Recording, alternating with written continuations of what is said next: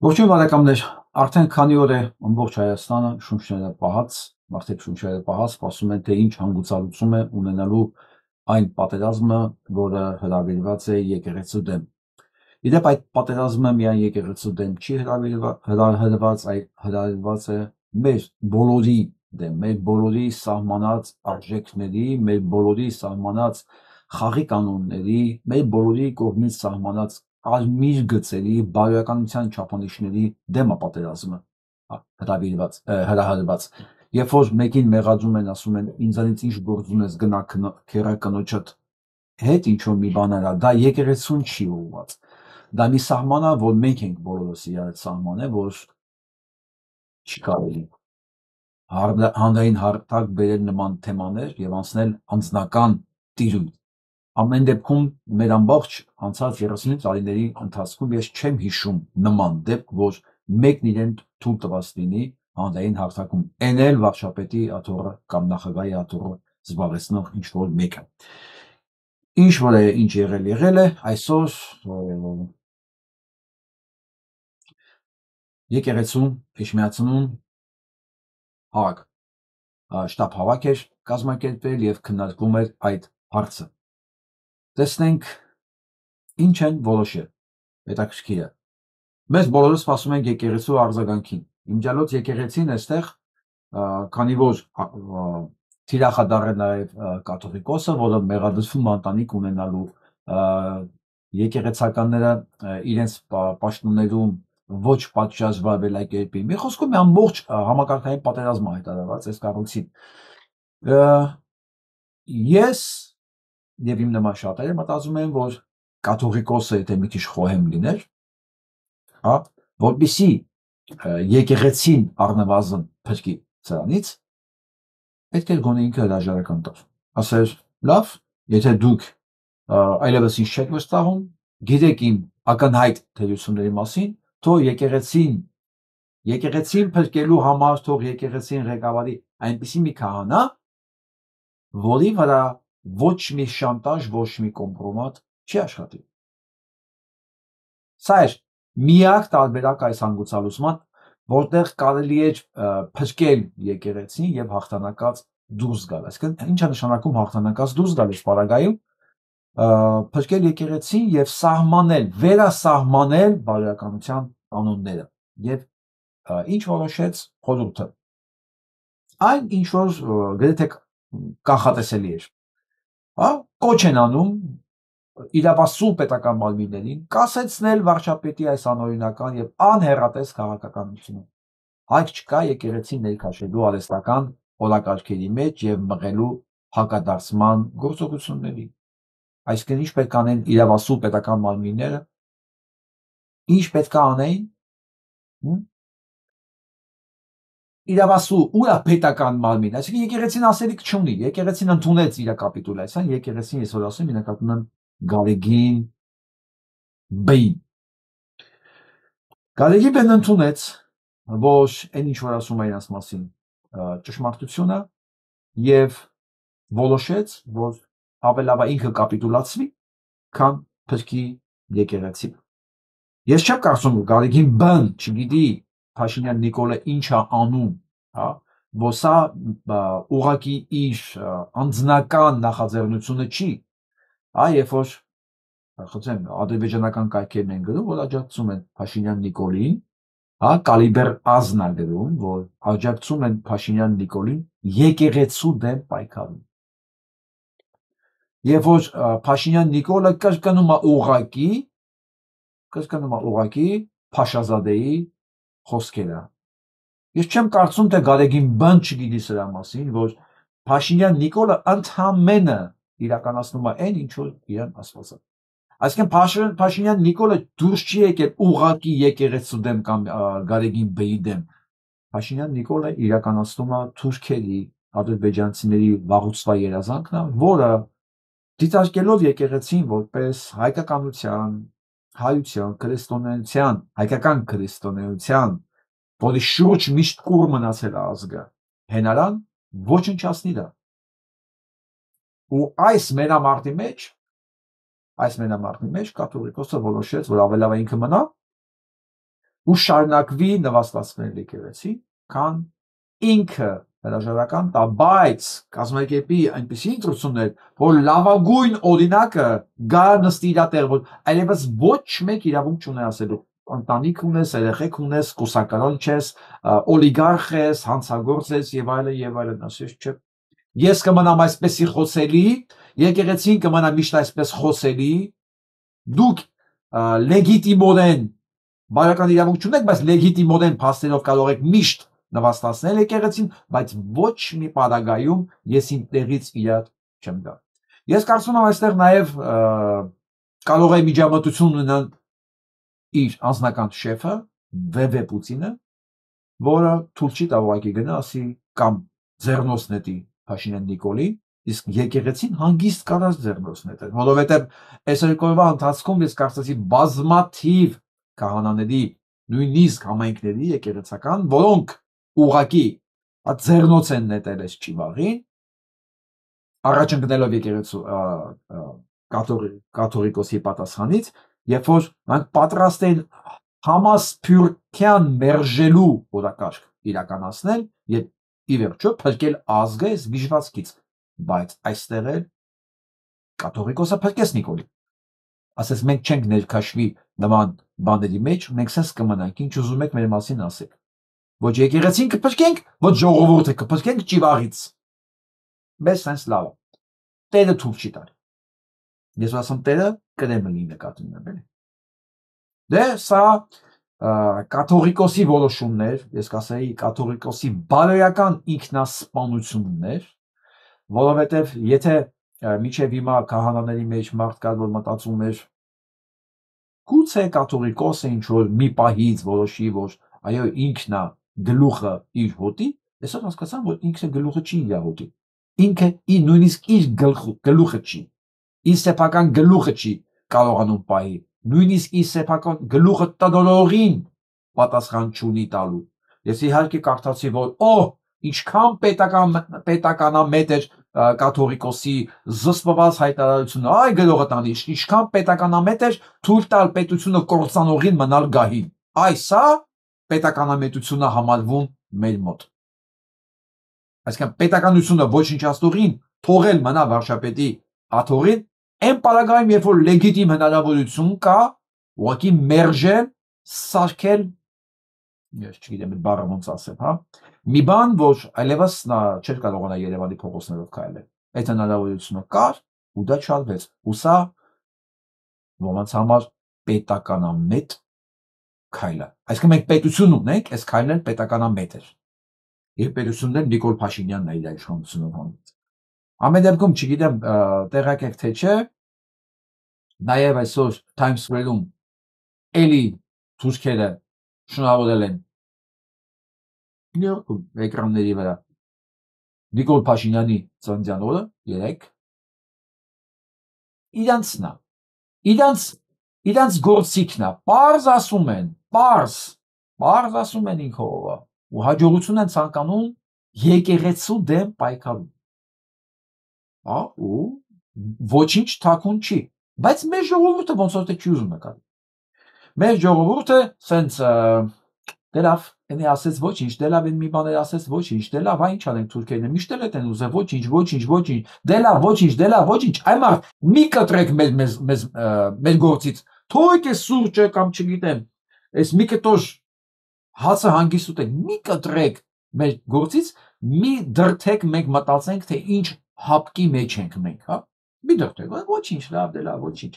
Երեք իմ հյուրն էր ուղիղ եթերում Հայկ Մարտիրոսյանը եւ 1 ժամ 10 րոպե, ընդամենը 1 ժամ 10 րոպե ինձ համոզում էր, որ ամեն ինչ վերջացած է, որ այս ժողովուրդը պաշտպանելու ներողություն, պայքարելու ոչ ռեսուրս ունի, ոչ ցանկություն։ 1 ժամ 10 րոպե ինձ էր համոզում, ես 1 ժամ 10 րոպե դիմադրում էի, որպեսզի չանձնեմ, բայց մենք այսօր իրար խոսացինք, ասի Հայկ, եթե դու ճիշտ ես, եթե մեր ժողովուրդը իրոք ռեսուրս չունի դիմադրելու եւ ցանկություն չունի դիմադրելու, ուրեմն ժամանակն է թողենք, թող ամեն ինչ այսպես էլ ավարտվի եւ դրա համար առանձնապես դարդ չի կարելի անել եւ պետք էլ չի անել։ Եթե մարդը չի ուզում ապրի ո՞նց կարելի է փրկել իրան։ Եվ հակառակը, ասում եթե մարդ ուզում ապրի, բժշկությունը այդտեղ անզոր է։ Այնպես որ ամեն ինչ մարդու ցանկությունից է։ Եթե ազգը որոշել է ապրի, ուրեմն այս կարգի բաները համար միևնույն չի լինի։ Ինքը անպայման ինչ որ ձև կգտնի դիմացելու իր ձևերը, այ եթե միևնույնն է, ուրեմն հանգիստ նախընտրումը դանդաղ քնի մեջ ցենց ասեմ վերանալը, քան արթուն ժամանակ պայքարելը։ Եվ դա շատ լավ զգում են այս շակալները։ Շատ ու ասում եմ եկեղեցականները կարծես թե լավ չեն հասկանում ստեղծված իրավիճակը։ Այս չխանձած խոզը կենսագրությունով հանրապետական, ներկայումս ԿՊ-ական, վաղը մեղադրյալ այս չխանձած խոզ, ասում եմ եկեղեցականները կարծես լավ չեն հասկանում։ Եվ այո, եւ այսօր Գարեգին Բ-ն ասեց մենք հասկանում ենք, ուղղակի մենք ընտրություն կատարեցինք աթոռը պահելու մեջ։ Ոնց որ Փաշինյան Նիկոլն միշտ ընտրությունը կատարել է աթոռը պահելու մեջ։ Ինչի պետք է ինքը աթոռը սասանի հանկարծ պետականություն փրկելու համար կամ Գարեգինի աթոռը սասանի եկեղեցուն փրկելու համար, որովհետև այո Գարեգին կաթողիկոսի հրաժարականը պետք է եկեղեցին փրկելու համար եւ եկեղեցին փրկելով հայկական պետականությունը կարող էր փրկվել, հայ մարդը կարող էր փրկվել։ Քանի որ դուք այսպես եք, պարոնայք կաթողիկոսներ, քահանաները միջև դուք այս ձեր կապիտուլյացիան կշտորագրեք, քահանաներն արդեն ապստամբել են, տեսեք եւ տեսեք ինչ եղավ։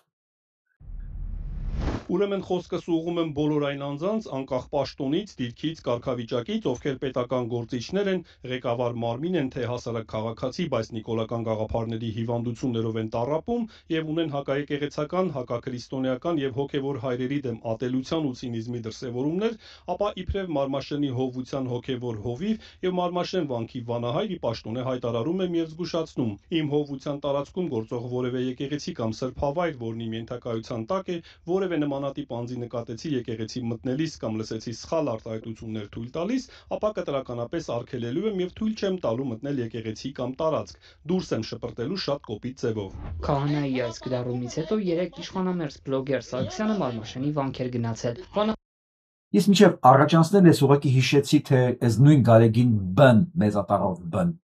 քանի հոգի է փիլոնազուր կարել, կարգալույծ արել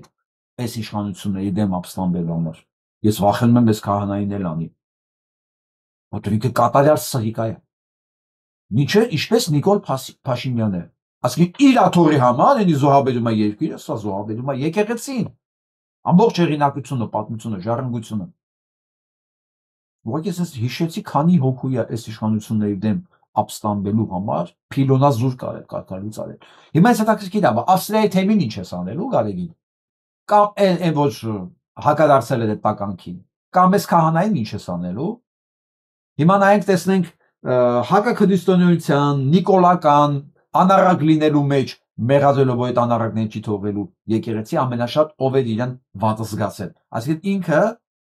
խոստովանել է, որ ինքը անառակ, դավաճան, սրիկա, հակաքրիստոս, նա դիժված կա, ու ինքը պետք է գնա եկեղեցի, լտենա այդ ոչ քահանան իրան ներ չի թողնելու։ Տեսնենք ով է այդ կենդանին։ Նահորը ծրույց սկսվեց, ինչը քիչ անց վիճաբանության վերածվեց։ Գնել Սարգսյանը բղավում էր եկեղեցու տարածքում, վիրավորում քահանային ու սեռական բնույթի հայհոյանք օգտագործում։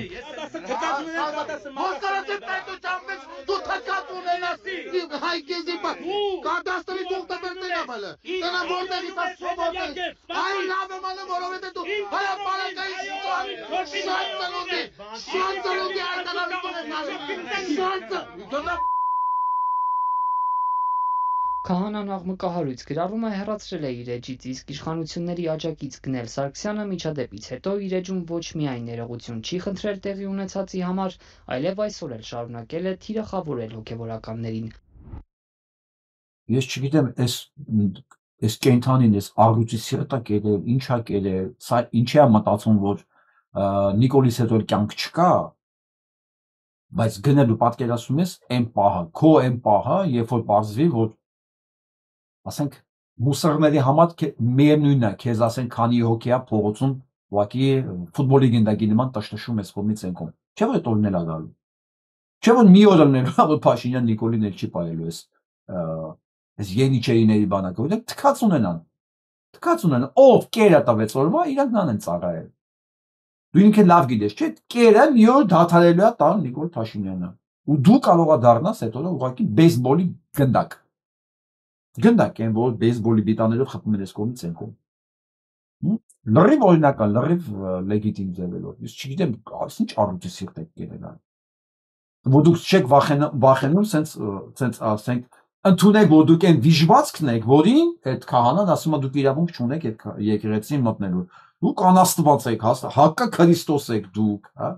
Նիկոլական վիժվածք եք, ու ասում է, ես այո, ես այս նիկոլական վիժվածքն եմ, եկել եմ տեսնեմ, դու ոնց ինձ բան չես թույլ տալու մտնել։ Հիմա գալեգին ես եկել այս քահանային ինչ ես անելու։ Ինքը քեզանից առաջ էր ընկել։ Ինքը ասեց այն ինչ որ դու պարտավոր էիր ասելու դեռ 20 թվականի նոյեմբերին։ Հիշում ես որ ստականքը գնացել է Սյունիք, մտել էր եկեղեցին, քահանան չընդունեց։ Դու դրան էլ պիլոնազուր կարեցիր, կարծեմ։ Ու ոչ միայն իր, շատերին ես դու պիլոնազուր կարել։ Դու պիլոնազուր ես արել բոլորին քահանաներին, որ մեջը արժանապատվություն է եղել։ Այդ ով ասել որ արժանապատվությունը եւ քրիստոնեական հավատքը դրանք հակադարձ բաներ են, հա, արժեքներ են։ Ով այդ բանը գաղափարը մտցրել, որ ասենք քրիստոնեական հավատքը, ասենք կա ասոցիացվի կատարյալ ոչխար լինելու հետ, էլի ով է հակադարձում այս երկու կարևորագույն բաները, հա, մեկը արժանապատվությունն է, մեկը հավատի բանը, իրավունքը։ Որ երկուսն էլ պաշտպանվում է օրենքով։ Բայց դու քո քահանաներին, որոնք արժանապատիվ կեցվածք են թույլ տվել, դու բոլորին հանել ես։ Ինձ հետաքրքիր է, ավստրիայի թևին ինչ ես անելու, մեկ էլ ես քահանային դու ինչ ես անելու։ Այսօր դու կապիտուլացվեցիր։ Այսօր դու ուղղակի դարձած գին մեծատար B ընդունելով, որ այո, քեզ ընդհանրապես պետք չի էս կռիվը, որովհետև քեզ ավելի շատ պետք է քո հիվանդանոցը, բիզնեսները, աթոռդ, քան քո իսկ փրկությունը եւ եկեղեցու փրկությունը եւ դրանով իսկ մի ամբողջ ազգի փրկություն, որ դու կարող ես այսօր փրկել, որտեղ շատ-շատեր ասում են, հա, կապավ արդեն սրբության սրբոց է, էլի, կարող է այս մեկը չմարսի այդ տականքը, բայց դու կարելի անեցիր ինձ որ այս տականքը այս բանն էլ մարսի, որ այս չխանձած խոզնել ասի, elə սրանք չգիտեն ում հետ գործ ունեն, շան չեն հասկանում այս վիճակը։ Սերժի շունը չլվացած այսօրվա վիճակով Նիկոլ Փաշինյանի չխանձած խոզը վաղը չգիտեմ ինչա լինելու, վաղը իր ապագանն էլ է շատ մշուշը, շատ։ Բայց նույնիսկ սա ասենք չեն հասկանում ինչ են անում։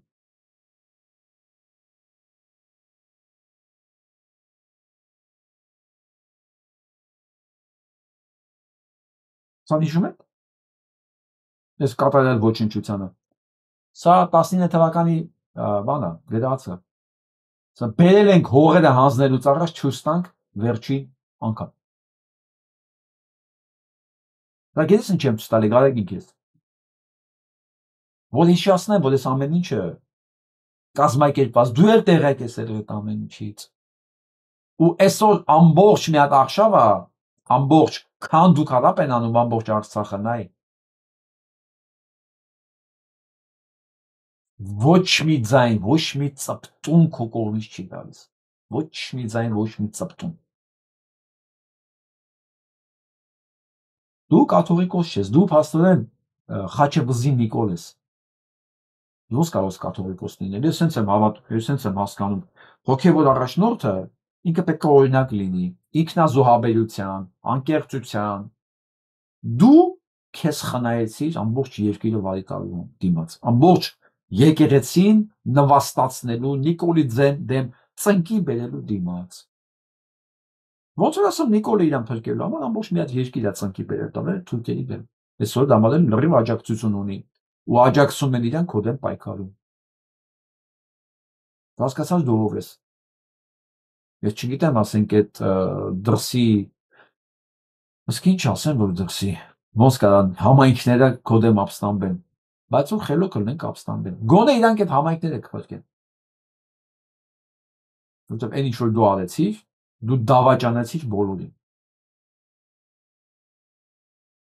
Իսկ մի մարդ որ ուրացել է Արցախի մոտ 400 վանական համալիրների ավիրումը, ինչ է ոչ ուրանար։ Իսկ Թուրքիայից այսպիսի պահանջներ են ընտրում։ Թուրքերը ակտիվ են, թուրքերը պատասխան չեն։ Զանգեզուրի միջանցք են ուզում, պահանջում են, ասում են հայեր, սա ձեր համար է պետք, որտեղ սանով է, որ դուք պիտի փրկվեք, որտեղ դա Ադրբեջանն է, պիտի տակ, որ դուք ապրեք։ Իսկ նույնիսկ դուք աթոռը չտվեցիր, որ հայ ազգը ապրի։ Աթոռը տե նրա։ Աթոռը տայր, գնայր թոշակել։ Որ հայ ազգը ապրեր։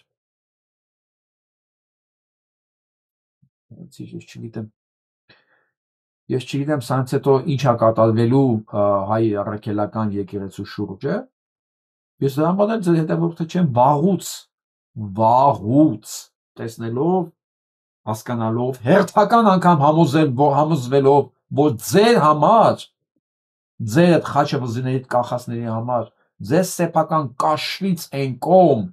եւ օրական այդ գանձանակի մեջի հանգանակություններից են կողմ ոչինչ չի հետաքրքրել։ Լավ, միթե ձեր ամբողջ այս կազմի մեջ մի հատ հավատացյալ մարդ չկար, այո, հավատացյալ, որ գոնե Աստծուն հավատում է։ Բերեք, ասեք, խորհուրդը որոշեց, առաջարկում է նոր կաթողիկոսի տեխնացու։ Այ ինքը ոչ ընտանիք ունի, ոչ պոռնի կա, ոչ բոզի է գնում, ոչ բիզնեսներ ունի, ոչ նարկաման է, ոչ մի բան է։ Այ ինքը հավատացյալ է։ Այ հիմա տեսնեմ իրանք ինչ է կասել։ Միթե չկար մեկը, որ բերեք եկեղեցին էլ փրկեք, այս սրանք էլ մաշվեին վերանային դուրս գային։ Ամբողջ Ադրբեջաններ սառ էր, ասեր, չկարողացանք Նիկոլի ձեռքով ծնկի բերեինք։ Եկեղեցին։ Փաստորեն չկար էլի։ Չկտակ էլի, մի հատ հավատացյալ բան չունեիք, փաստորեն եպիսկոպոս։ Ես էլ ադրբեջանցիներն են, ակտիվացել ու ագրեսիվացել են էլի։ Պարզ ասում եմ, որ պատերազմի ժամանակ, հա, մենք գնել ենք զենք Իսրայելից, մենք եւ դա չենք թաքցնում, եւ մենք օգտագործել ենք դա իրանց, ասելով իրանց տարածքները ազատագրելու համար։ Հա, ասում եմ, երբ որ բոլոր երկրները հրաժարվում են մեզ զենք մատակարարելուց, վաճառելուց, Եվրոպան եւ Ամերիկայի Միացյալ Նահանգները, Իսրայելը վաճառում են մեզ, բայց դա չի ասում ռուսները։ Ես ես ինչ համար եմ կարծում նաեւ։ Իրանք են պարզ ասում, որ Եվրոպան եւ Ամերիկայի Միացյալ Նահանգները զենք չի վաճառել, երկու երկիր է վաճառել իրան։ Ռուսաստան, Բելարուս, դա մի երկիր է, եւ Իսրայելը։ Բար ասում են մարդիկ չեն թաքցնում։ Եվ նաեւ քաղաքական, հա, դիվանագիտական ազդեցություն են, աջակցություն են ունեցել։ Նաեւ ասում են, որ Ամերիկայի Միացյալ Նահանգների հրեաների լոբիներն շատ աջակցել։ Ասում եմ, ընդհանրապես բան չկա, թաքցնելու բան չկա, բայց խնայես չտվեց ռուսների անունը։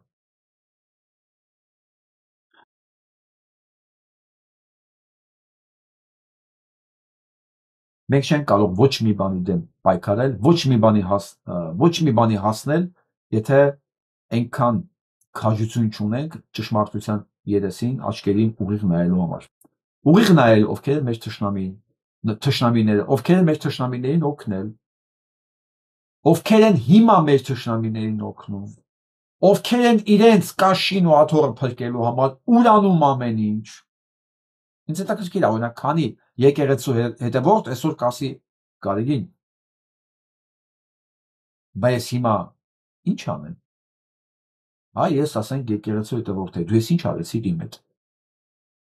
Դու ես հիմա եկեղեցին ո՞ս մտնեմ։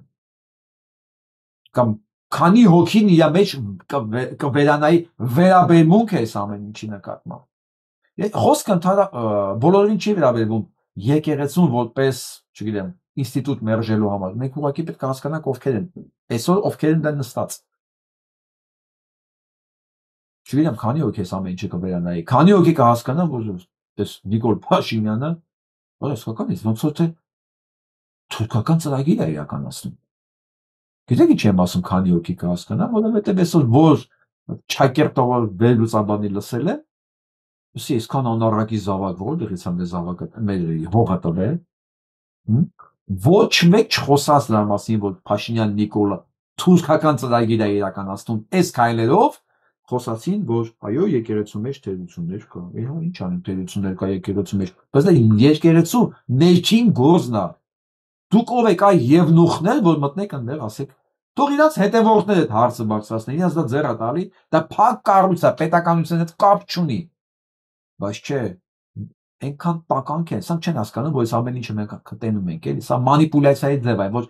խոսում են, իբր ճիշտ են խոսում, բայց կարևորից չեն խոսում։ Ինչ կապ ունի եկեղեցին ստեղ։ Ինքը ում ծրագիրն է իրականացնում։ Ինքը ով է որ որոշի ինքը պետքա միջամտի բանը կաթողիկոսի ընտրություններին։ Ով է կուսակրոն, ով կուսակրոն չի, դու ով ես այ Եվնուխ։ Չէ, դրա մասին չխոսվեց։ Ես նորից վերադառնում եմ իմ ու Հայկ Մարտիրոսյանի վեճին, բանավեճին, էլի։ Ինչ որ ասում է ճիշտ է ասում։ Ես էլ եմ ինչ որ ասում ճիշտ եմ ասում։ Բայց երկուսս համաձայնենք մի բանի հետ։ Եթե անբարոյականությունը պիտի հաղթի մեծ մասամբ Հայաստանում, թող հետևանքներն էլ լինեն, այսինքն այս արդեն իմույա ցանկությունի չի, հետևանքներն էլ լինելու են ըստ դրա։ Որտեղ եթե մի տարածքում չկա բարոյականություն, այդ տարածքը վերանում է։ Սոդոմ Գոմորը հիշում եք։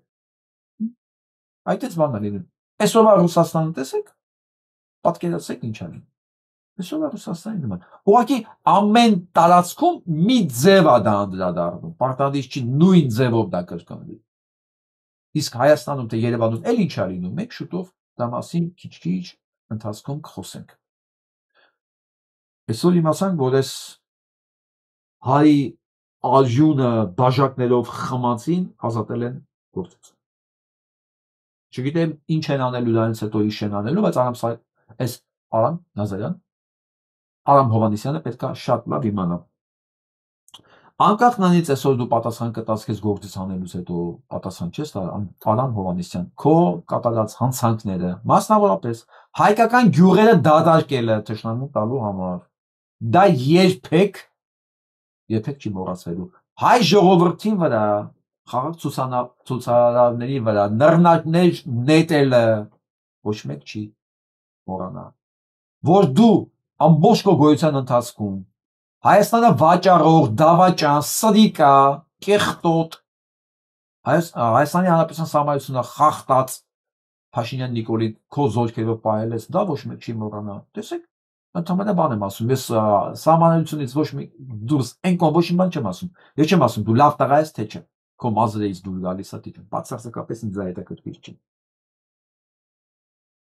Դու պետք լավ իմանաս, որ օրը գալու է ու այդ օրը շատ հեռու չի։ Կամ ընդհանրապես չի գալու, այսինքն sense այդու տարբերակ է, կամ մենք պետություն չենք ունենալու ու դու ոչ մեկին պետք չես լինելու, ոնց ուզում ալի մեկի զոհը կլնես։ Կամ մենք պետություն ունենալու ենք ու դու գալու ես Նիկոլի հետ, դատախազիդ հետ, քննչականի պետի հետ, ԱԱԾ նախարարի հետ, բոլորը ձեռ-ձեռի բռնած զիլինա ապարելով գալու եք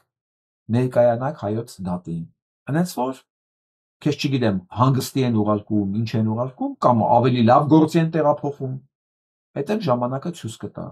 հա։ Ոչ էլ քո նարկոտիկի բիզնեսի հովանավոր լինելն է մոռացվելու, ինչքան կյանք ես խորտակել, այդ էլ չի մոռացվելու։ Մի խոսքով, բայց ամեն ինչ իր ժամանակին։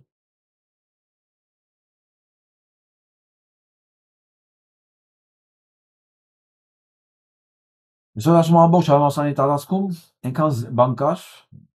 ոստիկան կար, մարդիկ մտածում են հանրահավաք հատեղ ոստիկանների։ Հա, սա գնացել էր ուսանողների հետ հանդիպման, 4 ժամով փակված էր ամբողջ համալսարանը, գլխավոր մասնաշենքը, հատուկ հատ ընտրել են ուսանողներին, որ սա որոճ է դրանց մոտ։ Ես չգիտեմ ինչ է որոճացել ընդ, ինչ է բալբաջել, բայց ուզում եմ խոսքս ուղղեմ ուսանողներին, մասնավորապես սիրելի ուսանողներ ջան։ Ես չգիտեմ դու գնացել եք կամ չեք գնացել, ստիպված եք գնացել կամ հաճույքով եք գնացել, դա էլ ես չգիտեմ, կամ չիմանալով եք գնացել, ամեն ինչ հնարավոր է։ Դուք պետք է լավ իմանաք, դուք այսօր ականատես եք եղել 20-րդ դարի Աթաթուրքին, հա, Քեմալ Աթաթուրքին, որի ըստ որի հայերը դա իրենց սրի ծայրի մնացած ինչ որ բան են, մնացորդ, որին էլի պետքա վերացնել։ Ու ոչ միայն Փաշինյան Նիկոլը, այս կողքերը ովքեր վազվզում են, ովքեր իր անվտանգությունը իբր պահում են, այս թուրքերի հենց իրենք են պահում, թուրքական անվտանգություններն են պահում, դե չգիտեմ։ Բոլորը ովքեր ասում իրենց են ժպտում են, բոլորը այդ իրականացնում են մեր բոլորի ցեղասպանությունը, ռեալ ռեժիմում, ռեալ։ Ես չգիտեմ դուք ինչ ակնկալիքներ ունենեք, սա հանդիպում գնալուց կամ ինչ տպավորություն եք ունեցել, բայց դուք երբևէ ձեզ իրավունք չունեք թուլանալու եւ լսելու, հավատալուց թեկուզ սրա գեթ մեկ խոսքին, գեթ մեկ։ Ես չգիտեմ ինչ է եկել համասարան, ինչն է իրան դրթել, որ գա համասարան, գուցե վրեժի զգացումը գնալ միտեղ դասախոսի կարգավիճակով, որտեղից իրեն վռնդել են եւ ասել են, այս տականք խառնակիչ իրավունք չունի, ավարտել ես համասարանը։ Գուցե սա է, հանցագործները այդպես բան ունեն, սովորություն են, վերադառնում են միշտ իրենց հանցանքի վայրը։ Գուցե սա է, բայց ժամանակը ցույց կտա այդ ամեն ինչին։ Ամեն դեպքում դուք իրավունք չունեք սրա ոչ մի խոսքին հավատալ։ Ես չգիտեմ ինչա խոստովեց ձեզ ընդեր, ինչա պատմել, սա կատարյալ հակամարտ է։ Ինչ ասեմ, նույնիսկ հակաքրիստոս չի, հակամարտ։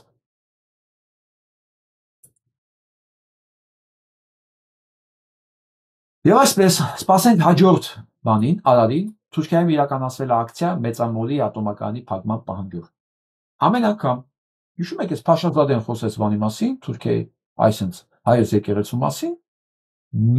մեկ շաբաթ հետո Փաշինյան Նիկոլոսը կրկնել նույն բառերը։ Հիմա սրանք ուզում են ատոմակայանը փակել, Մեծամորի, սպասենք, որ սա պետքա շատ կարճ ժամանակ հետո այս հարցը բերի օրակարգ։ Ոստիկաններ, չմարդիկ, ով սրա հետ գործ ունի, ով սրա անվտանգությունը պահում է,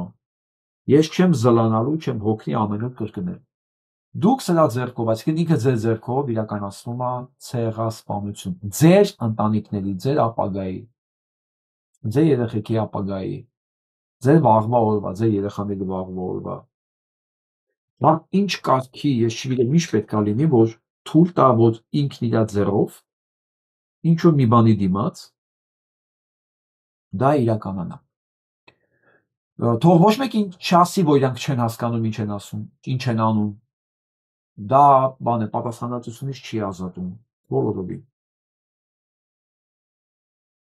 Որովհետև այդ երեխեքին ինքը հույս աշխարհ է բերել, չէ՞ մի պատասխանատվություն ունենա իրենց նկատմամբ, թե չէ։ Եվ վերջը դպրոց է գնացել, գրել կարդալ է սովորել։ Եվ վերջը օրենքում այդպես բան կա, ասում է, հանցագործությունից չես կարող բան անել, խուսափել, եթե նույնիսկ չիմանալով ես արել։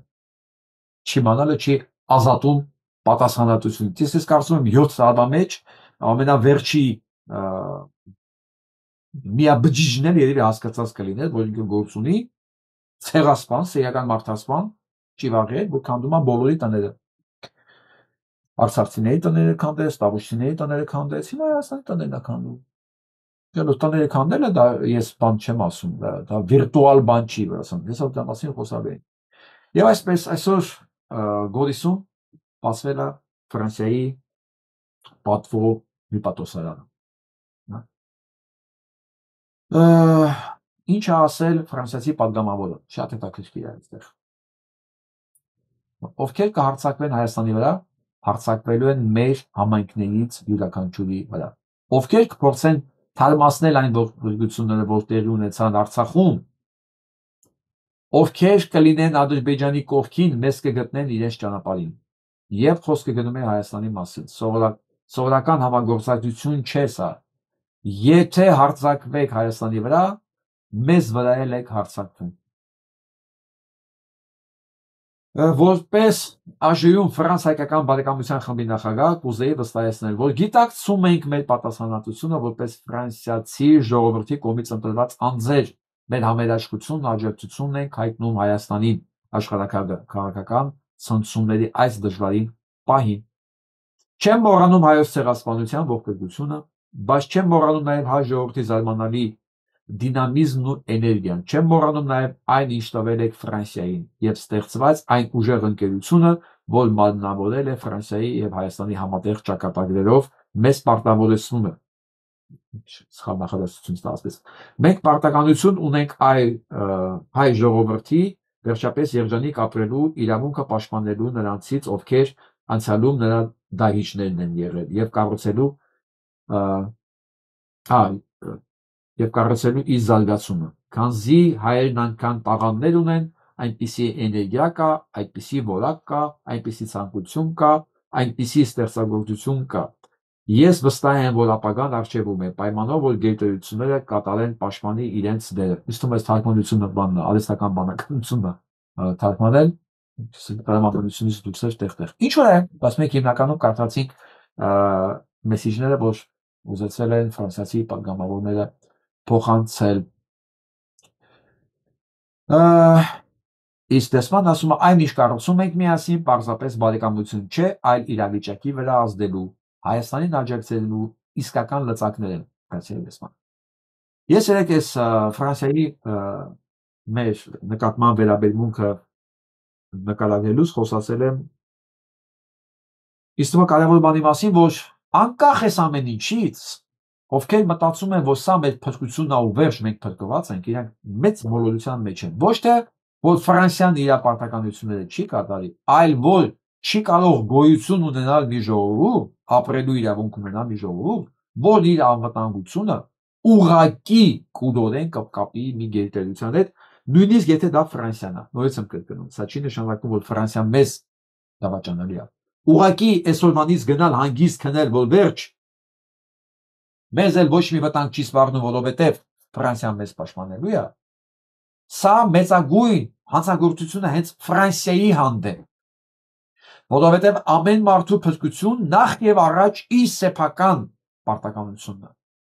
Այս կարգի հայտարարություններն ու միջոցառումները դա ընդհանրապես մեզ օգնելու ցանկություններ են։ Սա բոնուսներն է, բայց եթե հիմնական գործը մենք չենք անում, եւ հետո նստենք մունատ գանք, որ Ֆրանսիան մեզ չփրկեց, Ամերիկան մեզ չփրկեց, սա մեզ չփրկեց, հիմա նույնիսկ Իրանին են մեղադրում, որ մեզ չի փրկում, Ադրբեջանի հետ ինչ որ համագործակցություն ունի եւ այլն։ Սա մանկամիտ ուրիշ ոնց ասեմ, ոչ մի չտանող, ոչ մի տեղ չտանող ճանապարհ։ Եվ այսպիսի ժողովուրդ չի կարող աղի ապրել։ Դուք պատկերացնում եք ընտանիք, որի երեխաների անվտանգությունը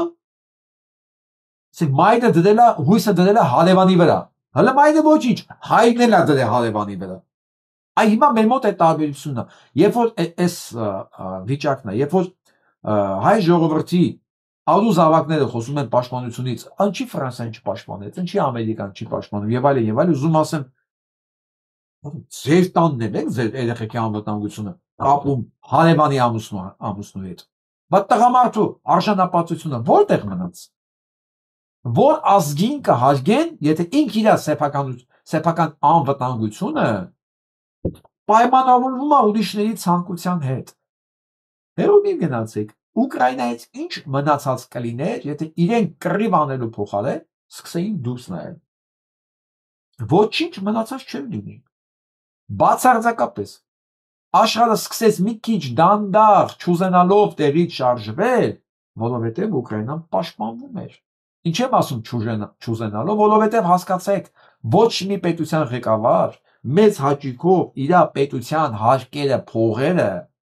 չի ծախսում այլ երկրի վրա, որտեղ իրանք իրենց պետության մեջ շատ հարցեր ունեն լուծելու եւ իրանք ընտրվելու, չընտրվելու այդ հանգամանքները կապված է ուղիղ այդ ծրագրերից, որքանով են իրանք կարող իրականացնել։ Բայց քանի որ ուկրաինացին պատրաստվում էր, միևնույն ժամանակ պահանջում էր, ասում էր, եթե ինձ ոչնչացրեցին, գալու են հասնեն ձեզ։ Դա սկսեցին օգնել։ Իսկ հիմա ես եմ ասում բոլորիս անունից, եթե Հայաստանի հարցը լուծվեց, վերացրեցին։ Դա նշանակում է մարդկության հարցերն ա լուծվել ի վերջո։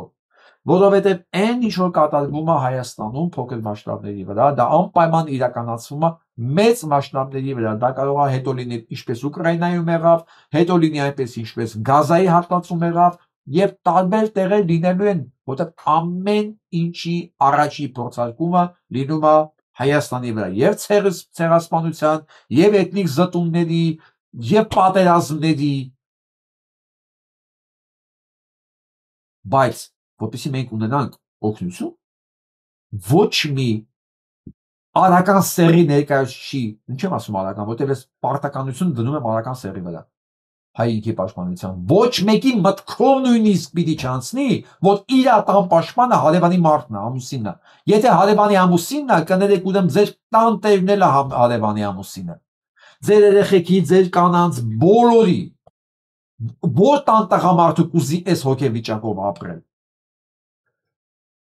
Երևի կա նմաններ, ես բան չունեմ ասելու, թեղել ես տոլերանտ եմ, ասված իրանց հետ, բայց հույսով եմ դրանք շատ չեն գոնե հայկական միջավայրում։ Գոնե սրանց հետո որ կարդամ նման բան, ես կասեմ լավ, էս է տեսակից է։ Իրանց տան ասենք հարցերն էլ է գալի հարևան ուսումնելուց։ Դա համար իր համար դա սովորական է, ասենք, սովորական պրակտիկա է։ Շնորհակալություն ամեն դեպքում Ֆրանսիայում հուսով եմ այս հարաբերությունները ավելի խորանան։ Համեն դեպքում ինչ որ անում է Ֆրանսիան մինչև այսօր, անում է հակառակ կառավարության կամքի ցանկությունների։ Սրանք պահանջում էին դիտորդների գնալ, իրանք ոչ միայն չգնացին,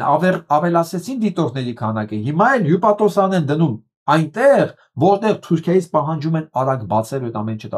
Ադրբեջանին։ Ու հետն էլ ասում են, հարձակումը Հայաստանի այս տարածքի վրա, հարձակումը մեր վրա։ Ու սա անում ենք հենց Հայաստանի պաշտպանելու եւ աջակցելու համար։ Ոչ մի թաքուն բան չկա, պարզ ասում են։ Ես ուղղակի սպասում եմ բանը Փաշինյան Նիկոլը երբ ասելու, որ նպատակահարմար չի գտնում, կամ չգիտեմ ինչ որ մի հիմար բան։ Մի խանգարեք մեր բարեկամությանը, մի խանգարեք որ ես միջանցք տամ։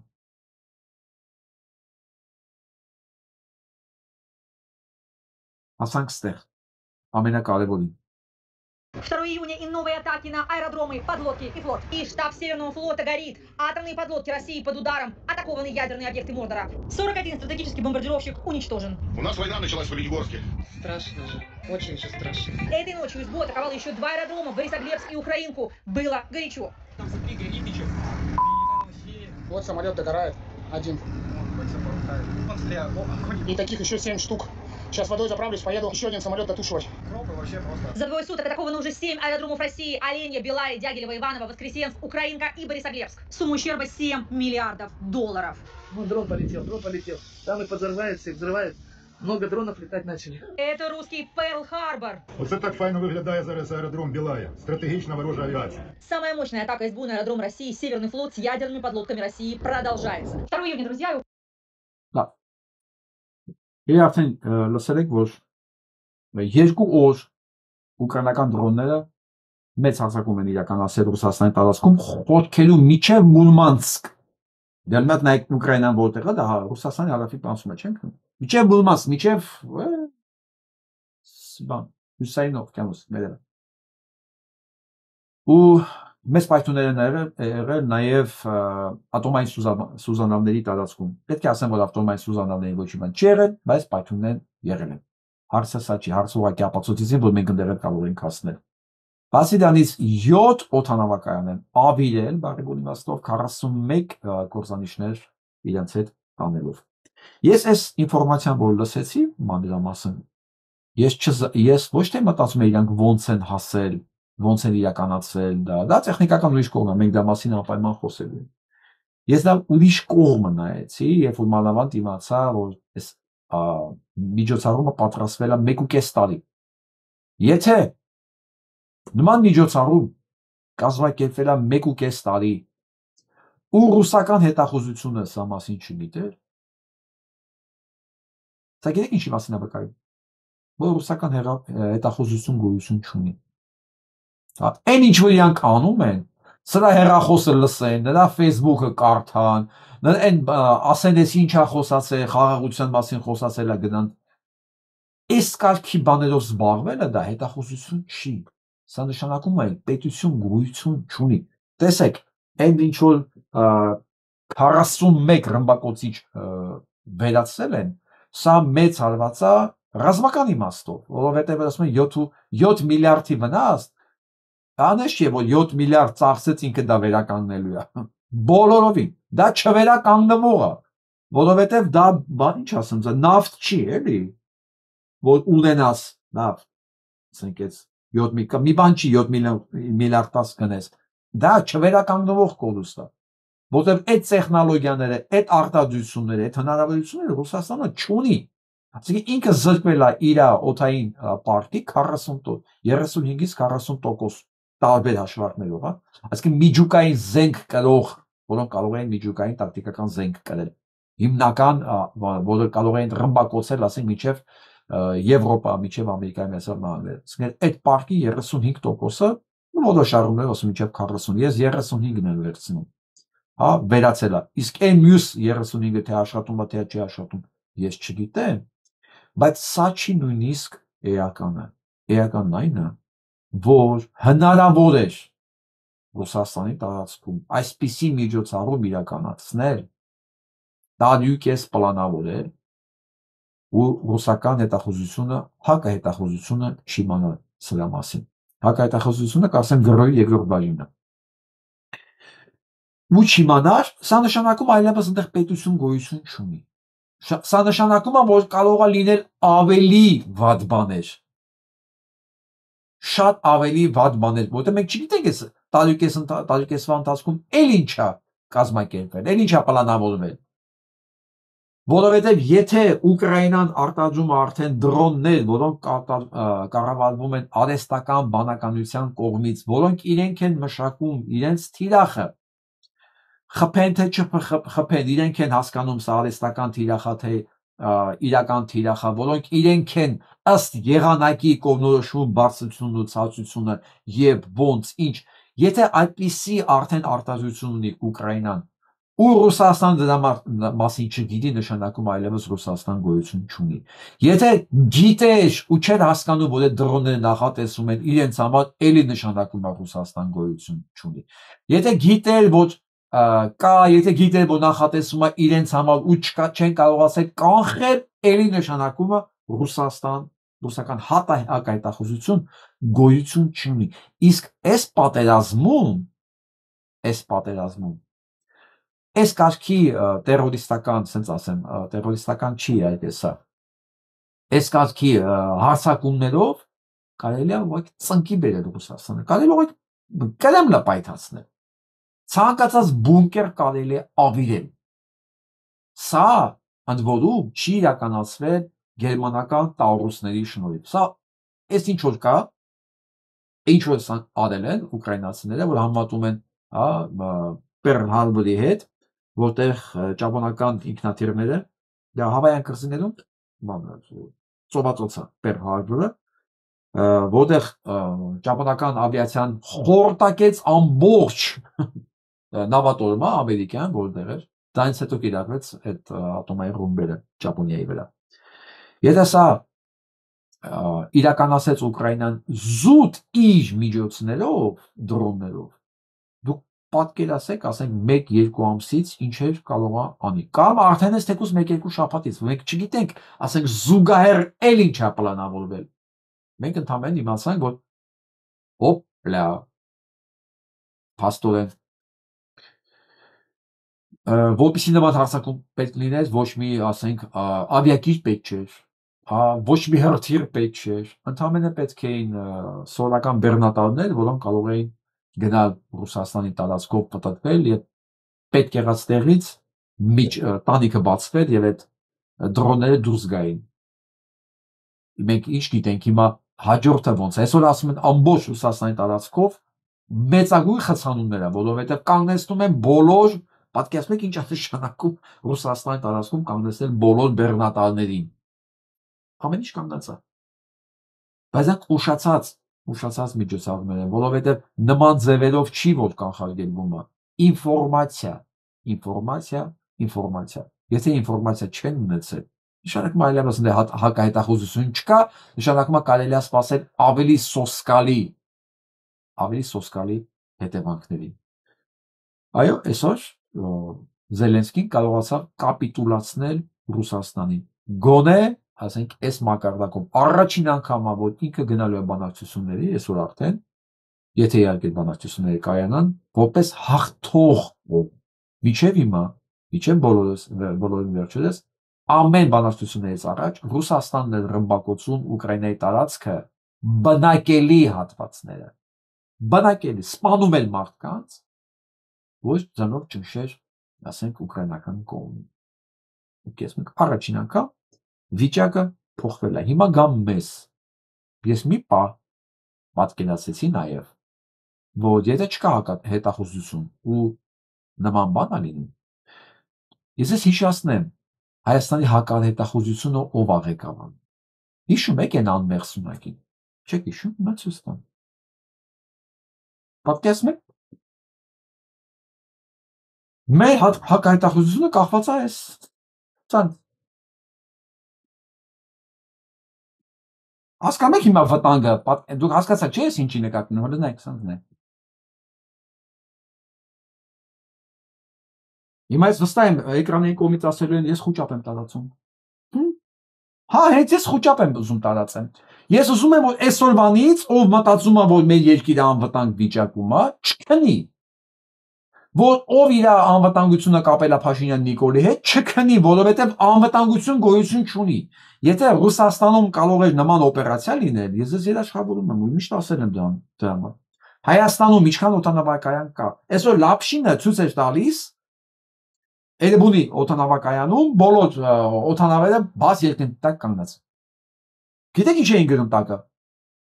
Որ էսի հուշում է թուրքերին, որ բաց են այս օդանավները, դուք կարող եք խփել։ Դուք պատկերացնում եք, այսինքն մարդկանց մեջ այդ կարգի միաբջիջ կա, որ մտածում են թուրքերը չգիտեին։ Լապշինը ցույց տվեց, ասեց, տեսեք հայկական օդանավերը բաց երկնքի տակ է։ Միջնև ասում է, դուք հիմար չեք։ Մեր օդանավ կա, ոնց կարելի է դնել բաց երկնքի տակ։ Եվ Իսրայելում դրանք բունկերներում են պահում։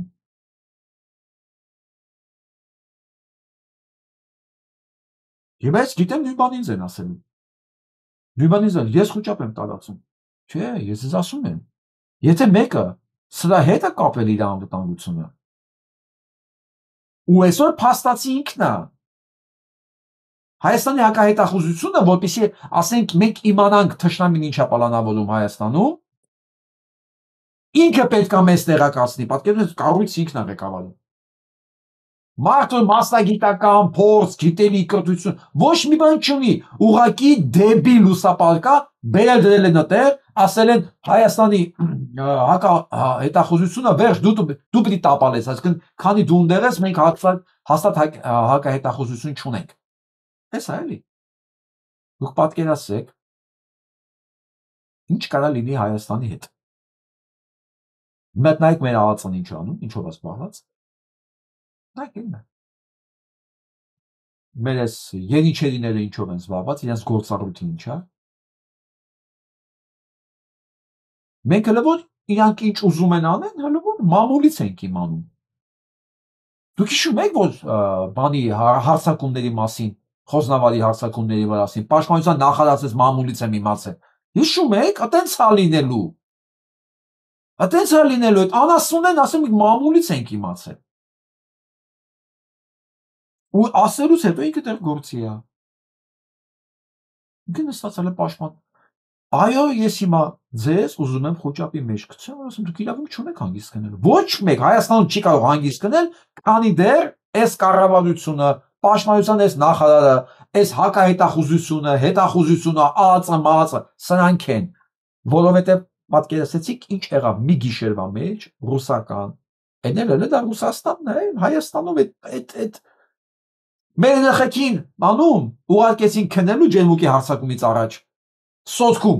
գիտեն որ ռուսները հետ են քաշվել 6 ժամ առաջ ռուսները դիրքերը թողել էին սոտքում հետ էին եկել սրանք գիտեն որ հարձակում ալը բայց երեխեքին ուղարկեցին քնելու Դու պատկերացնում ես սրանք ինչ կարող են անել պետք եղած ժամանակ։ Ու այս ամեն ինչը բոլորը գիտեն։ Այսինքն Ֆրանսիայի դեսպանը ֆրանսիական հետախուզությունը գիտի, դա ման ասում է, մենք ստեղ ենք, որտեղ ձեր վրա հույս չկա։ Ու ասում են մեր վրա հարձակվեցիք, այս տարածքի վրա հարձակվեցիք, մեր վրա եք հարձակվել։ Այս մասին գիտի նաև Իրանը։ Դա ման ասում է, ստեղ հարձակվեցիք, մեր վրա եք հարձակվել, բայց նրանց բացի ուրիշ բան էլ ասում, այսօր դրա մասներ եմ տեսալու։ Գնանք հերթով հիմա։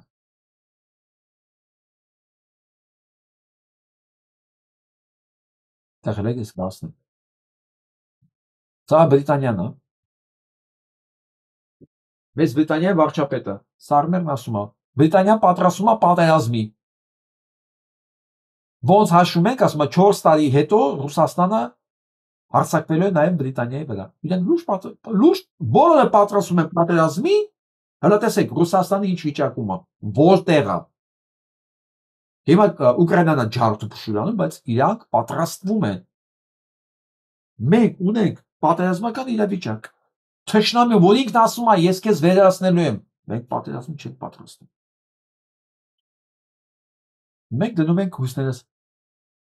Ով էս կփսկի։ Բան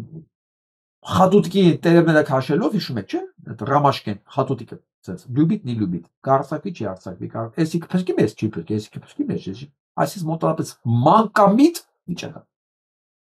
Ու մարդկա սա ընդունում է բան քաղաքականություն, պետական կառավարման ձև։ Դե հա, եթե կաթողիկոսի կապիտուլյացիան ընդունեն որպես պետականամետ գործողություն, այսա դու պետք է լինի։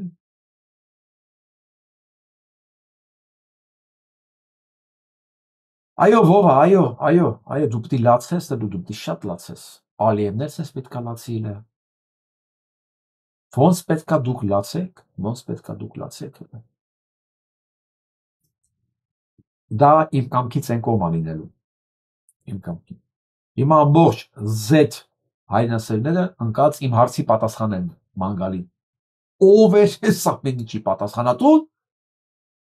Ով է այս ամեն ինչի պատասխանատուն, որ ինքը սենց բան թույլ տվեց։ Որովհետև եթե այս ամեն ինչը ինչ որ վերացել էին, փորձեին հրթիռներով վերացնել, պետք է ուրեմն մի քանի հատ տակտիկական միջուկային զենք գցեին ծավալով, որ այսքան վնասային, այսքան ինքնաթիռ անեն, բայց դա արվեց առանց միջուկային հրթիռների, առանց ոչ մի բանի, էժան դրոններով, կուլտուրական, կազմակերպչական։ Հիմա այն ինչ որ ես եմ ասում, առաջինը, ոչ թե կոդուսի չափն է, չէ, ոնց է սա հնարավոր։ Հիմա ամբողջ Z բանը, շերտը, տուրբո հայրենասերները Ռուսաստանի հիասթափված են։ Ասում են ոնց։ Մեր երկիրն այսքան խոցելի է, այո ընկերներ։ Այո, դուք չեք կարող հետախուզություն, հատահետախուզություն ունենալ, գիտեք, մի պարզ պատճառով։ Ձեր ընդհանրապես կոռումպացված երկրներում այդ միջոցները, փողերը որ պետք է ծախսվեին, դրանք տեղի չի ծախսվում, գիտեք։ Հա, այն ծախսերը որ պետք է հատվի դրսում, դրանք գողանում են, դրանք էլ են գրպանում։ Հիմա գնում են էլ այսքան ագենտ ունենք, այսքան ինֆորմացիա ունենք, ինֆորմատոր ունենք, սան այսքան ենք տալիս, սան այնքան ենք տալիս։ Թիվը ներկայացնում է ցուցակով, դիմացի միլիոններով ստանում են, բայց բան չկա։ Այո, կոռուպցիոն երկրի ճակատագիրը սա է, չի կարող երկիր լինել բան, մետաստազներով քասկերի sense պատուրված ու մի հատ առողջ տեղ լինի։ Այսինքն չի կարող ամբողջ բանակը լինի կոռումպացված, բայց հակահետախուզությունը աշխատի ժամացույցի նման։ Չի կարող։ Էս է դրա ապացույցն է։ Ես միշտ ասել եմ թեորիապես, չէ՞ որպես կանոն, որպես տրամաբանություն, որպես պատճառահետևանքային կապ։ Ես հիմա ուղղակի բերում եմ փաստը, էս էլ փաստը, որ դա գոյություն չունի, որովհետև նույն ձևի, նույն հույսով, որ մտել էին Ուկրաինա, Պուտինը զարմացել էր, ասել էր, բա ուր են 100,000 ագենտները, որ մեզ պետքա ծաղիկներով դիմավորեին։ Դուք ինձ թիվ եք ցույց տալի, որ այսքան ագենտուրա կա, ամեն ինչ վերցրած է, լրիվ մերն է, այսքան փողեր ենք ծախսել, միլիարդներ տարվա մեջ։ Հա։ Բա ուր է։ Պարզվեց իա։ Ցուցակները կա, ցուցակով մարդիկ փող են ստացել։ Իրանք չկան, գոյություն չունեն։ Այս ամեն ինչը դեռ Եկատերինայի ժամանակվանից այս պրակտիկան եղել է Ռուսաստանում այդ Պատյոմկինյան գյուղերը, որ տարել են, որպեսզի չասի Եկատերինան այդ ծախսված փողերն ուրա, վերցրել են նկարներ են նկարել, հերմից ցույց են տվել նկար, ոսե տունա գյուղա, բայց դա նկար է, գեներալ իրանց հայտնի գեներալ ազնվական Պատյոմկինի գյուտն է, այդ Պատյոմկինյան բաները տրադիցիան միջև հիմա կա, չի գնացել ոչ միտեղ, որովհետև այդ երկիրն է ինքը Պատյոմկինյան երկիր, իրանց հզորությունը նկարած է, իրանց զենքերը նկարած են, իրանց հրթիռները նկարած են, սուպեր տանկերը նկարած են, իրանց տնտեսությունը նկարած է, իրանց ամեն ինչն է նկարած, ու այսօր զարմանում է Z պատրիոտ, Z համայնքը, որ ոնց թե,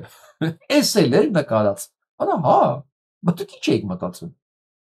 ինչի սա պետք է նկարած չլիներ, ինչ հույսով եք դուք մտածում, որ այ դա դուք ունեք, սովետի ժամանակ, սովետի գերեուն մի համատեք սրանց հետ, սրանք իրենց դաժանությամբ են նման սովետի բանի հետախուզությանը գերեուն, բայց կազմակերպվածության չեն կարող նույնն, որտեղ ասում եմ կոռուպցիան քաղցկեղ է, քաղցկեղ Ուկրաինան էլ բանա, այս հանդիպումից առաջ Թրամփին ադու ցուցակ է ներկայացել գողացված երեխաների եւ պահանջում է վերադարձնել, խաղաղություն ես ուզում, հենց անմեղ գողացված երեխեքին հետ բեր, հասկանում եք ինչ է նշանակում գողացված երեխաների ցուցակ ներկայացնել մի երկրի ղեկավարին, ու հետո Թրամփին ցույց տալ, դու սրան ես աջակցում արա արդեն 4 ամիս է դու ես անում փաստացել 5 հա դե ասա թող այդ գողացված երեխաներին բերի մենք իր հետ նստենք խոսենք ով Նիկոլին հա թեկուս Նիկոլին ով Պուտինին աջակցում է ինքը աջակցում է այս երեխաներին գողացողին այս սպանողին այս ցեղասպանին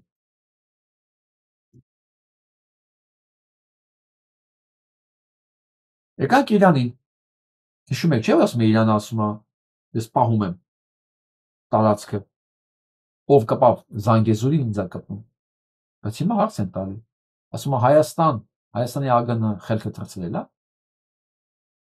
նայեք, Հայաստանի ասում է ԱԳՆ խելքը թռցրել, իրանցի փորձագետ է ասում, կոշտ արձագանքը Փաշինյանի քաղաքականությանը, Մարդ ուղիղ ասում է խելքներդ գցել եք դուք Սիոնիստները ցույց են անում Երուսաղեմում եւ կոչ են անում ոչնչացնել հայկական թաղամասը Պարզ ասում է եւ աջակցում են Բաքվին ու Թուրքիային որպեսզի օկուպացնեն Հայաստանի Կովկասը բայց Հայաստանի ԱԳՆ-ն որ ըստ երևույթին չի կարողանում տարբերակել սեփական բարեկամն ու թշնամին Իսրայելի դեսպանի համար խնջույք եւ ընթրիք է կազմակերպում Իսկ սիոնիստ ոչ ռեզիդենտ դեսպան ասում է, որ Իսրայելն ու Հայաստանը պատմության ընթացքում հալածանքներ են ենթարկվել։ Սա այն դեպքն է, երբ Իսրայելն օգնեց օսմանցիներին հայոց ցեղասպանության հարցում եւ 100 տարի գրաքննում է հայոց ցեղասպանության պատմությունը, որպեսզի ավելի հեշտ քարոզի հոլոկոստի պատմությունը։ Սա մեզանից լավ գիտեն, այսինքն իրանք ամեն ինչ գիտեն, ի տարբերություն մեզ։ Զգուշացնում ենք Հայաստանի կառավարությանը, որ Իրանը չի պատրաստում գումար ծախսել Հայաստանի անվտանգության ու տարածքային ամբողջականությունը պաշտպանելու համար, այլ հայկական հողը դառնում է մարդկության աջունալու թշնամիների եւ սիոնիստ մանկասպանների անցակետ։ Եթե հավատանք Իսրայելի ստերին Հայաստանի հետ բարեկամության մասին, ապա 2020 թվականի եւ 23 թվականի անհաջողությունները կկրկնվեն եւ այս անգամ Հայաստանից ոչինչ չի մնա։ Հայաստանի արտաքին քաղաքականության մեջ հարաբերությունների դիվերսիֆիկացումը դարձել է թշնամիներին շանտաժի ենթարկելու եւ ընկերներին վիրավորելու քաղաքականություն։ Ոսմ ազատվեք Աբրահամյան ուխտին միանալու մտքից եւ մի կրկնեք Հուդայի դավաճանությունը Հիսուս Քրիստոսին։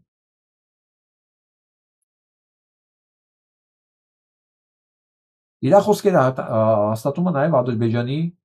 արտաքին գործերի նախարարին, ասում այո, Իսրայելը մեզ օգնի, այո, այս ամեն ինչ ճիշտ է։ Հայաստանի արտաքին գործերի նախարարությունը աշխատում է հայկական շահերի դեմ եւ հայկական պետականության եւ հայկական տարածքային ամբողջականության։ Ուղղակի եթե Հայաստանում մարդ կա, որ այս մեր ընկեր վերլուծաբանին ճանաչում է, պետք է մեր բոլորի անունից ներողություն խնդրի եւ ասի, այս տականքները արա մեզ չեն ներկայացնում, հարազատ ջան, մեզ չեն ներկայացնում, մենք շատ լավ հասկանում ենք դա եւ շատ գնահատում ենք ձեր համբերությունն ու օժանդակությունը Հայաստանի Հանրապետության տարածքային ամբողջականությունը, բայց հասկացեք, այս ճիվարները մեզ չեն ներկայացնում, ընկեր ջան, թող իմ ելույթը sense կտրեն, տանեն տան։ Մենք նորից եմ ասում շնորհակալ ենք Իրանի Իսլամական Հանրապետությանը բարեկամության եւ մեր անվտանգությունը երաշխավորելու համար։ Փաստացի ես միշտ ասել եմ, այսօր էլ եմ կրկնում։ Միջև Ֆրանսիան գիգատ կմտնես Սյունիք, միջև այս ամեն ինչ էս շատ առայսօր Զանգեզուրի անվտանգությունը պահել է եւ պահում է Իրանը։ Այո, եվրոպացի քիչ բան չեն անում, բայց հիմնական ուժային են, որ 150,000-անոց զորքը կանգնած է այս սահմանում։ Մենք դա մասին գիտենք, դա է հիմնական զսպող մեխանիզմը, ոչ թե մի քանի 100 դիտորդները, որոնք անշուշտ ինչ որ նշանակություն ունեն, բայց սրանք թքած ունենան դիտորդների վրա։ Եթե հնարավոր լինի հարձակումը, ավելի շատ իրանք վախենում են այն իրանական հակահարվածից։ Ես դրա վստահ եմ։ Այնպես որ բոլորովին պետք չի թերագնահատել Իրանի դերակատարությունը այստեղ։ Սա կես ինչ վիճակի մեջ եմ դնում։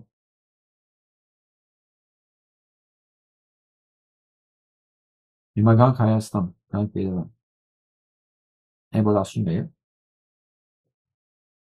սա արաբի շրջանն է։ Այս խուժանության մեջ ենք մենք ապրում։ Այս խուժանության մեջ արդեն 4 տարի։ Այս այն իրականությունը։ Մեր երեխեն էս օդն է շնչում։ Այս ու միայն իմը չի։ Հարյուրավոր երեխեք հենց հիմա այս շենքերում շնչում են։ Այս օդը արդեն 3-րդ տարի։ Սրան դիմանալու սա ձեր դեմքն է։ Այո։ Եվ ոչ միայն սա։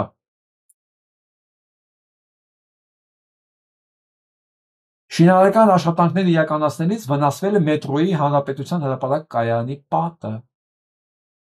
Ես չեմ զարմանում։ Ես ասել եմ, սրանք ինձ սարքեն քանդվելու է։ Քանդվելու է կամ մետրոնատակը նստված տալու, կամ շենքն է քանդվելու, որտեղ ամեն ինչ արվում է բոլոր նորմատիվները փողով խախտելու դիմաց։ Հասկանում եք, Հայաստանը միակ երկիրն է, որտեղ փողը տալիս են, որ վտանգավոր շինություն իրականացնեն։ Որտեղ իրենց համար կարևոր է այդ մի բանը սարքեն ու թռնեն, թե դա ապրողը հետո ինչ կլինի։ Թքած ունենա, որտեղ ոչ մի պատասխանատվության ինստիտուտ չկա։ Տեսակ այդ փոթորիկը։ Դրա հետևանքն է։ Մյուսը շինարարություն նորակառույց շենքից շինարարական գործիքները վայր են ընկնում, տների բակ, որտեղ այնքան մոտիկ են, նայեք։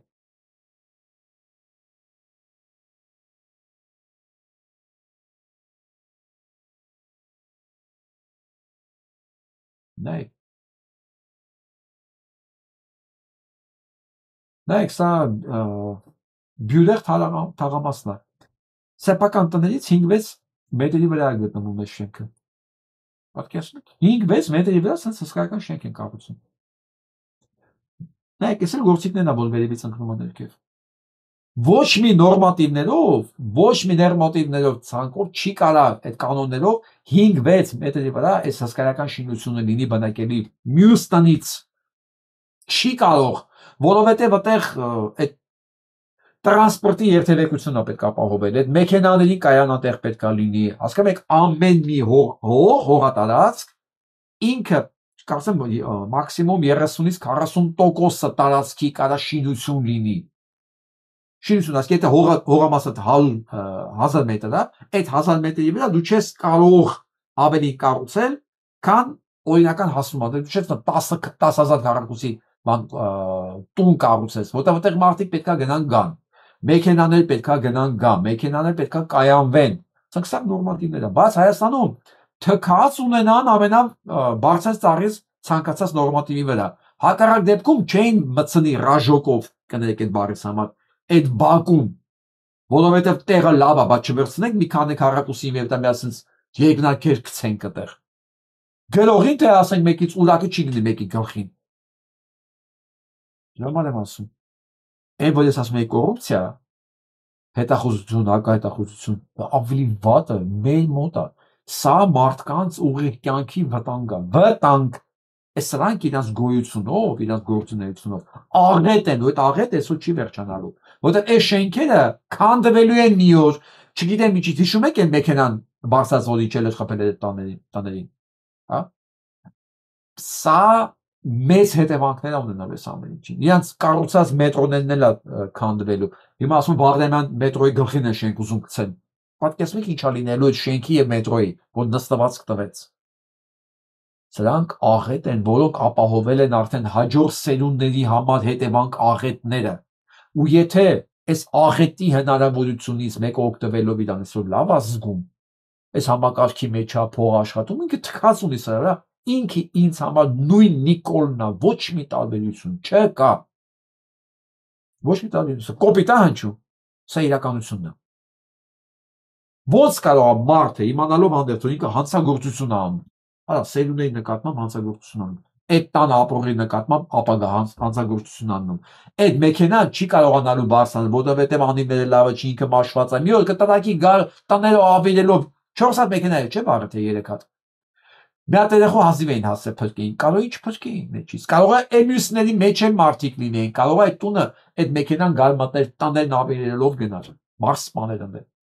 Ով էս ամեն ինչի վրա թքած ունենա ու կարևորը իր օրվա փողն է, ասում եք ինչ տարբերություն իր այդ կաթողիկոսի թե Նիկոլի մեջ, որ իր այսօրվա վիճակը շատ ավելի կարևոր է, քան մարդկանց ապահովությունը, սերունդների կյանքի ապահովությունը։ Ինչ տարբերություն։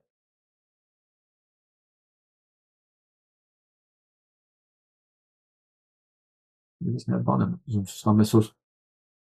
ոմաշան դերսի։ Né? Viver.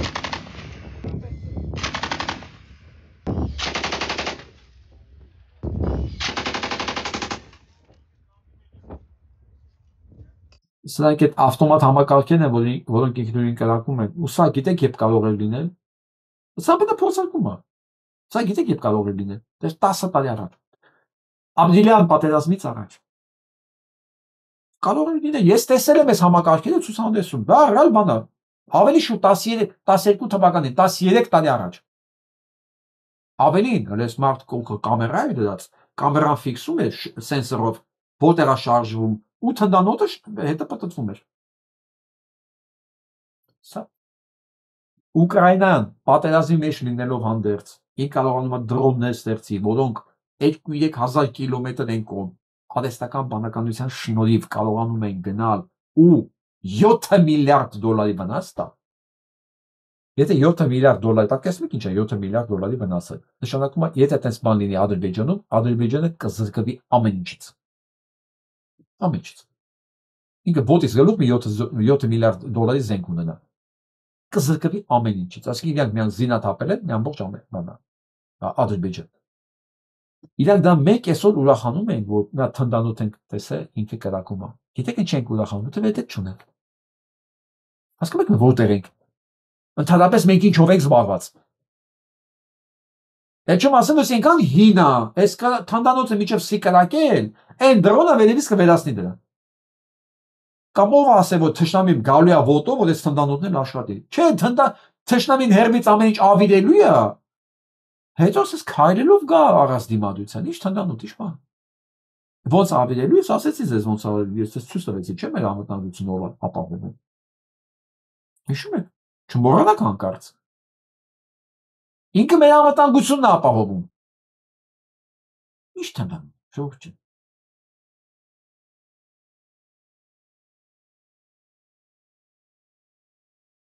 Ժողովրդին լսենք։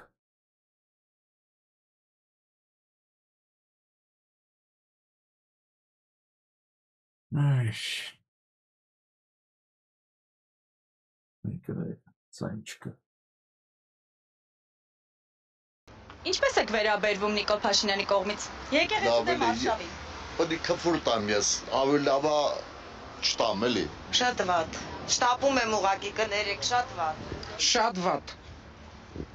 Ինչպես եք վերաբերվում Փաշինյանի կողմից եկեղեցու դեմ արշավին։ Չեմ վերաբերվում։ Ինչու։ Չեմ ուզում վերաբերվել։ Շատ վատ։ Վատ իհարկե վատ։ Չգիտեմ, մենք չենք իմացել այդ պատմությունը։ Փաշինյանն աննտամիկ։ Ճիշտ եք ընդունում երկրի ղեկավարի կողմից այդ քայլերը եկեղեցու դեմ։ Ոչ, ճիշտ չեմ ընդունում։ Կլինի լռեմ, ավելի լավ է լռեմ։ Ինչպես եք վերաբերվում երկրի ղեկավարի կողմից եկեղեցու դեմ արշավին։ Շատ բացասական, պարզ չի որ բացասական ասում։ Ուրեմն մի բան ասեմ, էլի մեր երկրի ղեկավարության լկտիությունը չափ ու սահման արդեն չունի։ Իսկ թե երբ մեր ժողովուրդը ոտքի կկանգնի, որ այս ամեն ինչին վերջ տա, թե երկրի ղեկավարի լկտի արտահայտություններին, թե հոգևորական մասի լռելուն, ես չեմ կարող ասեմ դա։ Ես հաղորդումը ճիշտ ասած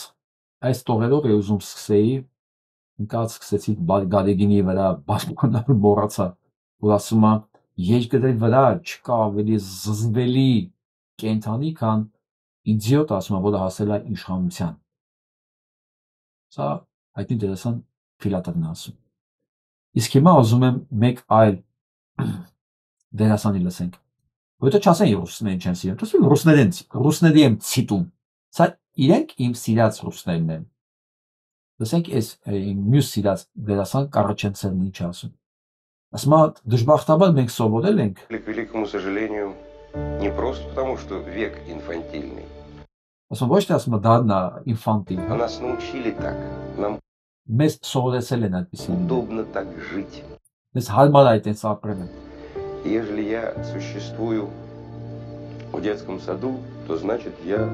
живу так, чтобы меня не заругала воспитательница. Եթե ես մանկապարտեզում եմ, ուրեմն ես պետք է անենց անեմ, որ ինձ դաստիարակը չհանդիմանի, դες պետք է ապրեմ, էլի, դες պետք է վարվեմ։ В школе я уже в результате не для того, чтобы получить знания, а чтобы получить пятерку. Իսկ ասում եմ դպրոցում արդեն որպես հետևանք ես այնտեղ չեմ, որ գիտելիք ստանամ, այլ որ 5 ստանամ, գնահատական ստանամ։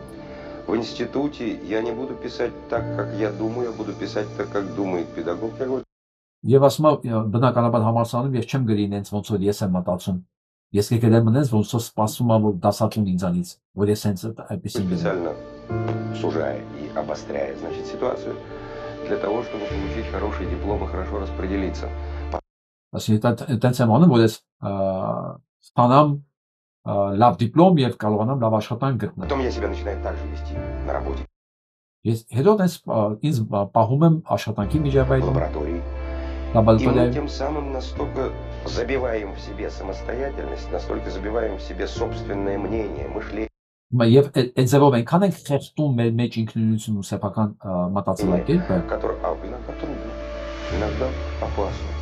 иногда чревато. Вот так вот встать и сказать то, что я действительно сегодня думаю.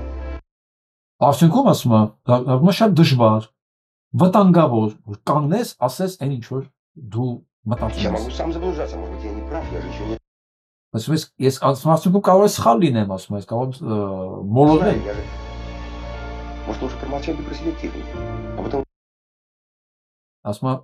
իսկ ասում եմ գուցե ավելի ճիշտ ասում եմ, լռեմ նստել, ասում եմ։ Հա։ выйти покурить и опять обсудить, похохотать. А вот как решиться все-таки это сказать? Привыкли к великому Վերջ։ Մարդ որ կորցնում է սեփական դեմք, սեփական կարծիք, ու այտենց սկսում է սովորական, այտենց ապրել։ Ու դեմքն է կորցնում, ինքնությունն է կորցնում։ Այսինքն սա այն ճանապարհն է, որ մենք բոլորս անցել ենք։ Սովորական սերունդը անցել է, ասենց էլ իջեմա գալիս է։ Հա, հոկտեմբերիկ էինք, հետո պիոներ էինք, հետո կոմսոմոլ էինք, հետո կոմունիստ էինք, հա, հետո դարձանք հրաշական, հետո տենց գնաց, հետո անապետական, հետո հիմա իմ քայլական, այսենց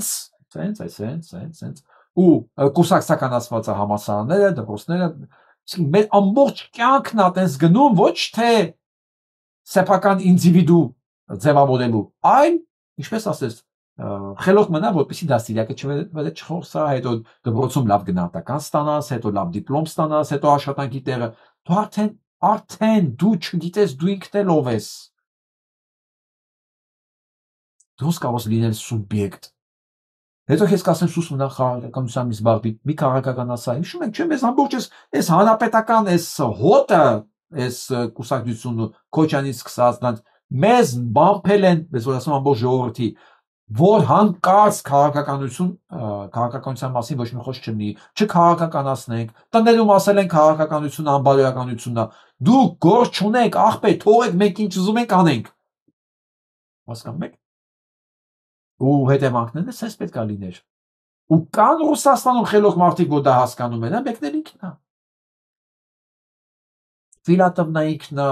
շատ կան, բայց շատ փոքրամասնությունը դա ման եմ ասում։ Ռուսաստանի փաստությունը այս համակարգի փլուզումն է։ Այսինքն, որ ասում Ռուսաստան, ես նկատում այս Ռուսաստանը, այս մարդկանց վրա շատ եմ գնահատում։ Այն ոսկե գլուխները, որ կան, որ կարող էին այդ երկրում սերունդներ դաստիարակել, հասկանում եք, կարող էին։ Բայց ասեցին, չէ, դու ինագենտ ես։ Դու թշնամի ես։ Դու քննադատում ես, դու թշնամի ես, վերջ, կամ պետք է դատվես, կամ պետք է փախնես երկրից։ Այն որ դու երկրից փախնում ես, բա քո գործը տեղում ո՞վ պետք է անի։ Դա մնում են այն դասատուները, որ ասում են Պուտինը ճիշտ է, ինչ էլ անի։ Ինչ էլ անի, Պուտինը ճիշտ է։ Վերջ, ինչա պետք Պուտինի նմաններին, Նիկոլի նմաններին, հենց այդպես հոտ։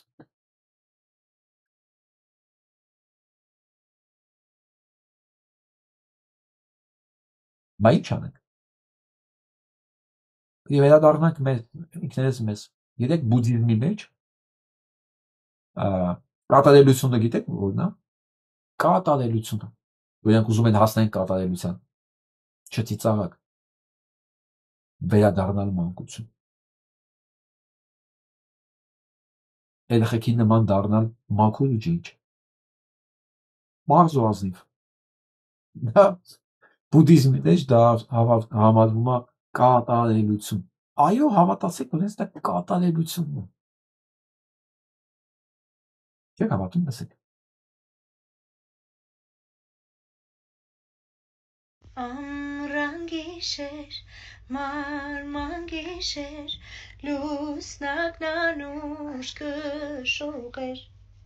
խորոտ հարսնիկ, հինլիկ մաներ, ուրախ երգեր ծիծաղեր, խորոտ հարսնիկ, հինլիկ մաներ, ուրախ երգեր ծիծաղեր։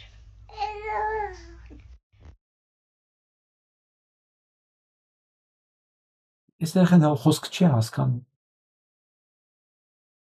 Ինքը պարզ է, ինքը մաքուր է, ինքը վիբրացիաներով ամեն ինչ զգում։ Ինքը գիտի որ դե ցնցա, ինչ խոսի։ Սա է։ Մենք պետք է թոթափենք այդ ինչ որ վնասակար, վատ կա, թողենք ու վերադառնանք մեր ակունքներին, մեր մանկությանը, մեր արմատներին, մեզ, ինքներս մեզ։ Հավատացեք, թշնամի, սատանան, չարը, ասենց ասում։ Ամեն ինչ անում է, որ մեզ հեռու տանի, ինքներս մեզանից։ Հեռու տան, հեռու։ Մեր արմատներից։ Ասելով, չէ, դա արդեն հին է, այ կրթվելը նորաձև է։ Այլ ես քեզ կրթեմ։ Ասում այ կրթեմ մի ազգի, ասենք, որ կրթության գիտության աստված անունեցե, ասենք 3000 տարի առաջ առնվազն էլ։ Այդ թշնամին է տարել միշներ, չարը, սատանան։ Հեռու է տարել ինքներս մեզանից։ Սևակն եմ ասում։ Սմա օգնի ինձ Մարիամ, որ ես հաշտ ու համերաշխ ապրեմ ինքս իմ հետ։ Ես հիմա բառացի չեմ կրկնում, ես ուղղակի կոնցեպտն եմ հիշում։ Սևակը Մարիամից խնդրում էր, որ ինքը հաշտություն տա իր ու իր հետ։ Որ ինքը գա կանգնի